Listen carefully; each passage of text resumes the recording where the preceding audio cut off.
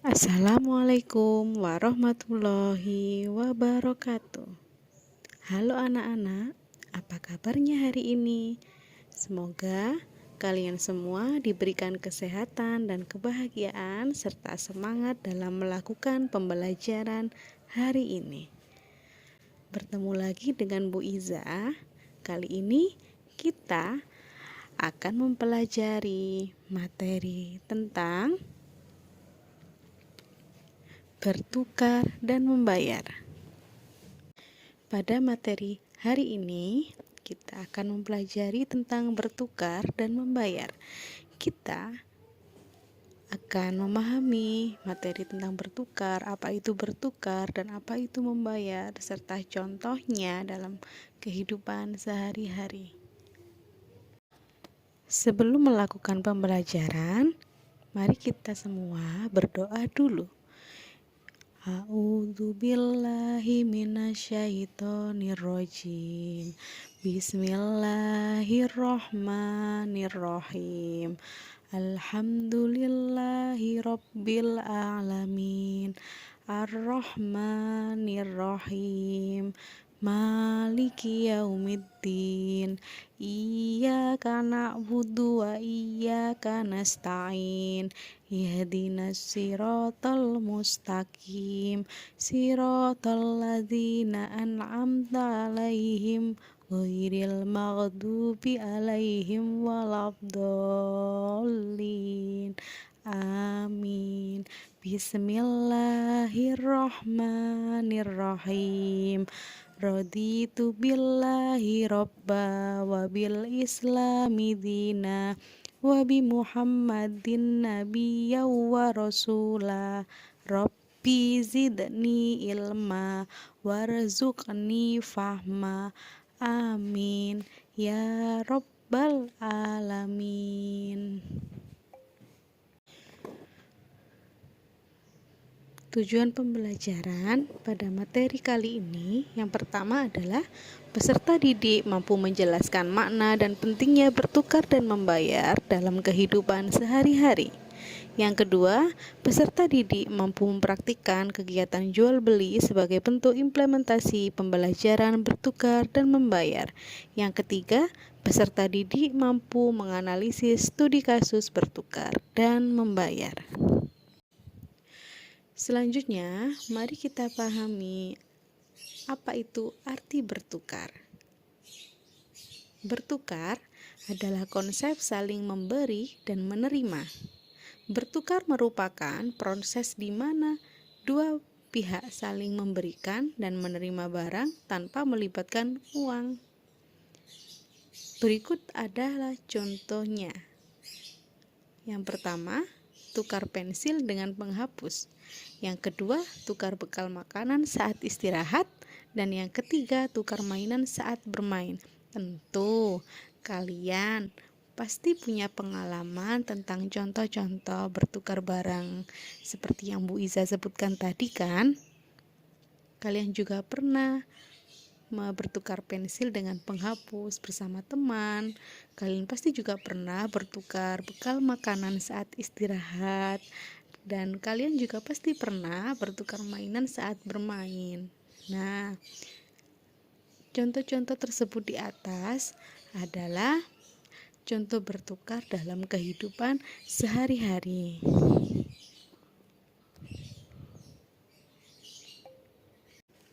Selanjutnya, kita akan membahas tentang bagaimana cara bertukar barang atau jasa. Yang pertama, ketika kita saling membutuhkan.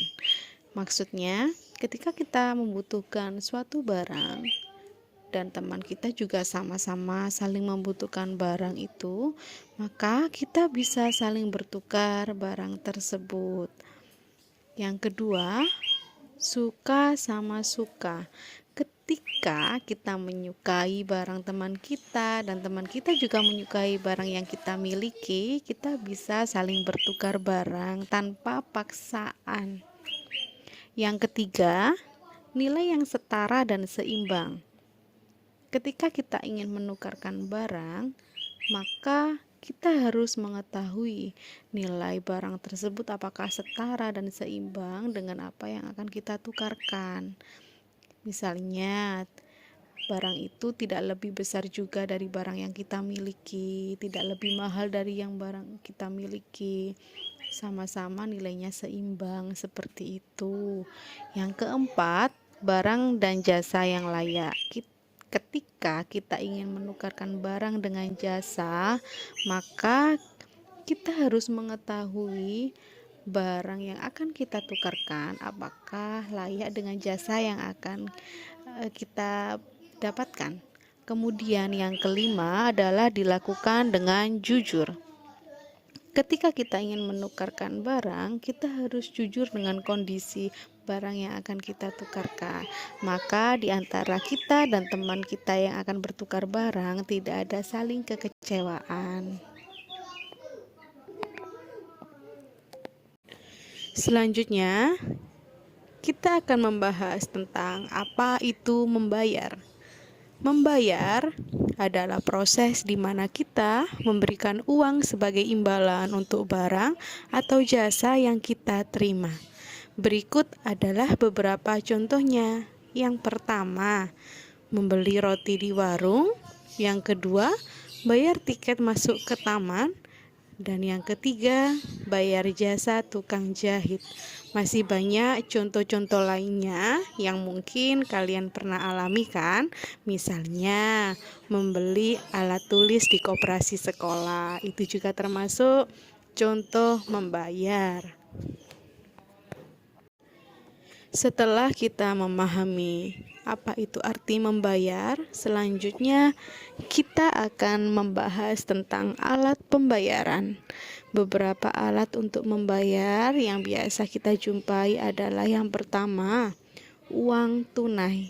Biasanya uang tunai terdiri dari uang kertas dan uang koin. Kemudian yang kedua adalah uang elektronik. Di antaranya kartu debit dan dompet digital. Dan yang terakhir adalah barang atau biasa disebut dengan sistem barter. Biasanya alat pembayaran ini digunakan ketika kita akan membayar suatu barang yang kita beli. Kemudian setelah kita mengetahui beberapa alat untuk membayar, kita akan membahas tentang uang tunai di Indonesia. Di Indonesia, uang tunai terdiri dari pecahan 1.000, 2.000, 5.000, 10.000, 20.000, 50.000, dan 100.000. Itu macam-macam uang kertas. Kemudian ada uang koin terdiri dari pecahan 100, 200, 500, dan 1.000. Nah, di sini juga disertakan beberapa gambarnya.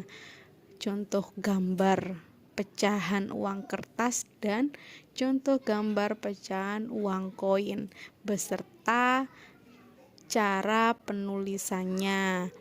Kalau menulis uang biasanya diawali dengan huruf Rp tanpa spasi, kemudian nominalnya ditulis.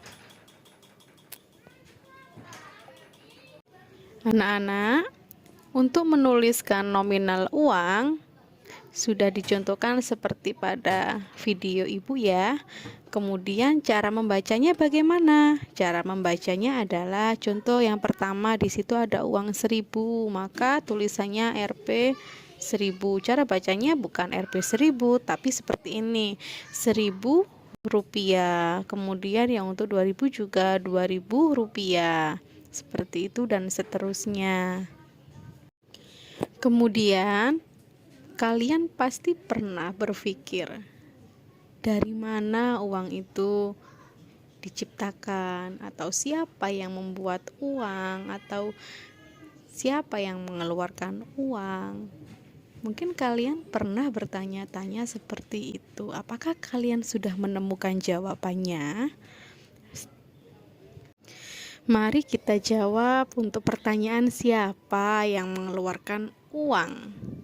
Uang tunai dan uang elektronik dikeluarkan oleh bank. Nah, bank merupakan lembaga keuangan yang memiliki peran penting dalam menyimpan, meminjamkan, dan mengelola uang.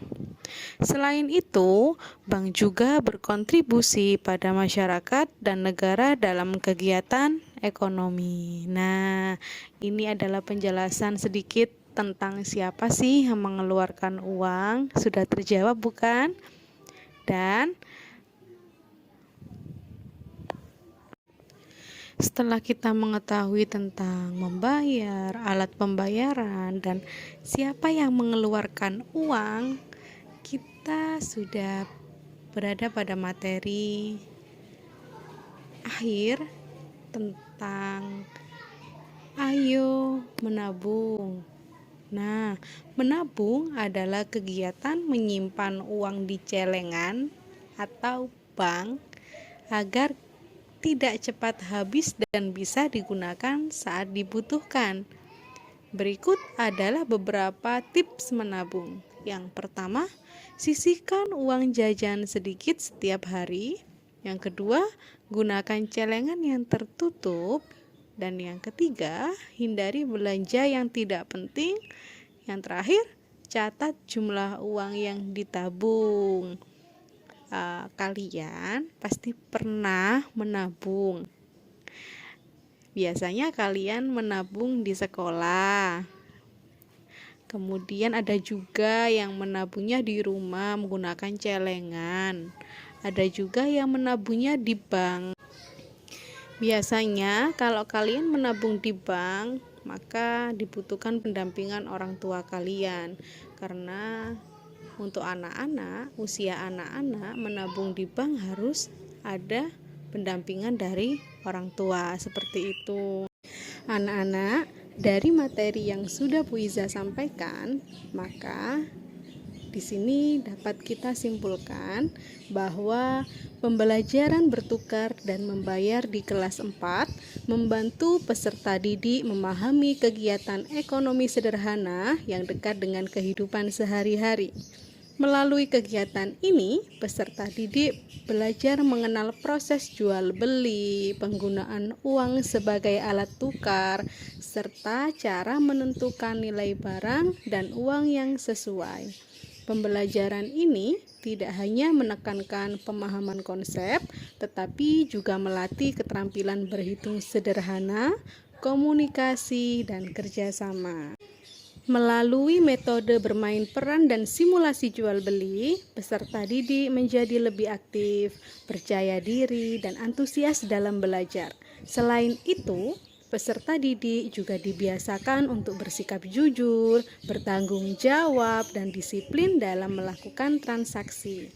Dengan demikian, pembelajaran bertukar membayar berperan penting dalam membentuk pemahaman ekonomi dasar sekaligus menanamkan nilai-nilai karakter yang sesuai dengan ajaran Islam dan kehidupan bermasyarakat. Maka dari itu, mari biasakan menabung sejak dini untuk masa depan yang lebih baik. Oke anak-anak, kita sudah selesai untuk materi bertukar dan membayar. Semoga apa yang sudah Bu Iza sampaikan menjadi manfaat untuk anak-anak semua, dan semoga ilmu yang didapatkan menjadi berkah untuk anak-anak semua. Amin ya robbal alamin. Mari kita akhiri untuk pembelajaran hari ini. Assalamualaikum warahmatullahi wabarakatuh.